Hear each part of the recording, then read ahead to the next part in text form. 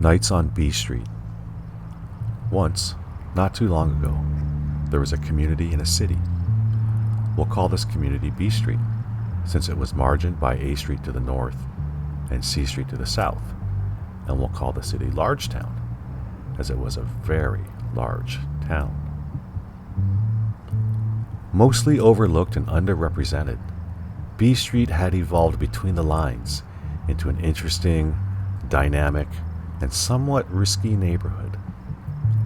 It provided shelter for lovers and shelter for those with no love to spare.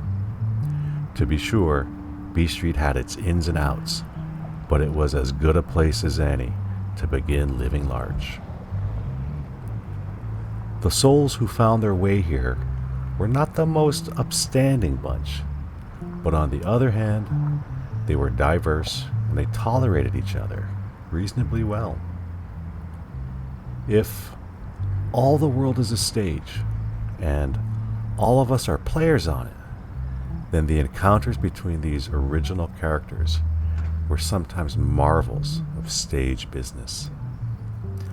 All sorts of things could happen on B Street, and often did. So it was better to approach the street in your own shoes, and best to play your own hand. It was a time when everyone and everything always seemed to be coming and going. It was a space where the Cheshire Cat hung its grin for a while. And in this curious habitat, if you listen long enough, you might hear the breath of possibilities. Adam LeBlanc.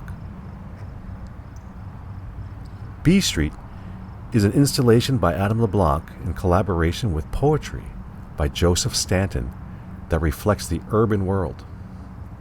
It contains a wide array of characters. The scenarios are suggestive of New York City, but they are evocations that could be happening in any large American city. Adam LeBlanc and Joseph Stanton have shared an interest in each other's work since the 1990s. Nights on B Street is the third of their collaborations and can be regarded as a culmination of their joint efforts. The urban world embodied in LeBlanc's B Street pieces stem from his memories of aspects of Boston and New York. Likewise, Stanton's poems address the many times when New York City has been home away from home.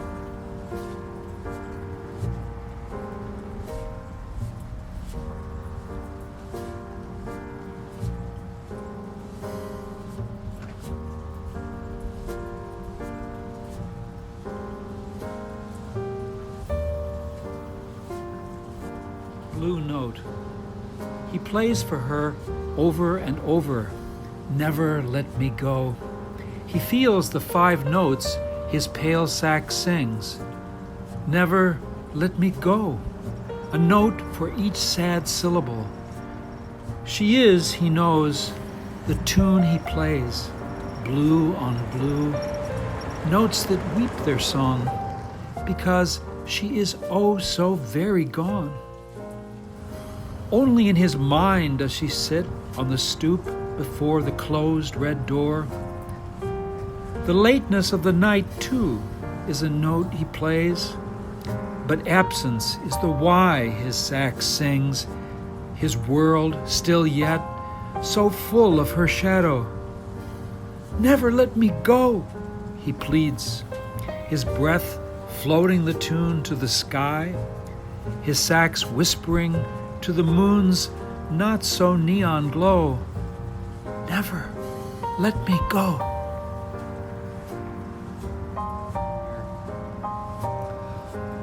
The grin in the air. Those nights on B Street, we all knew to wear our own shoes, to play our own hands. Life or death might be in the cards, and the cards might be up against some wall.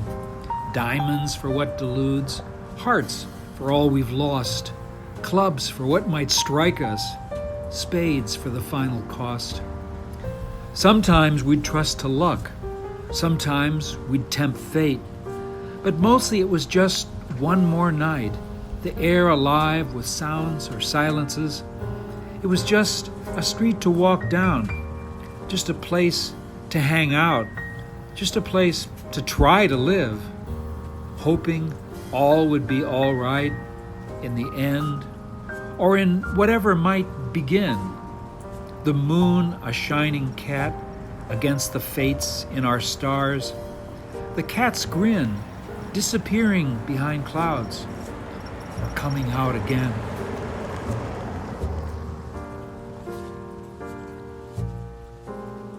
The smoker. This corner beneath the L gives him pause, betwixt and between, to stop for a smoke in a zone of quiet, a moment of calm within the riot of impossibilities that is the city. Even when the train roars overhead, this corner is a comfort. All the rest hurry towards or hurry away from the train. Only this solitary smoker lingers under the belly of the beast. On this day, he has hot-footed here, his every step a burn of desire for this private occasion, to consider an idea he is certain will change his life.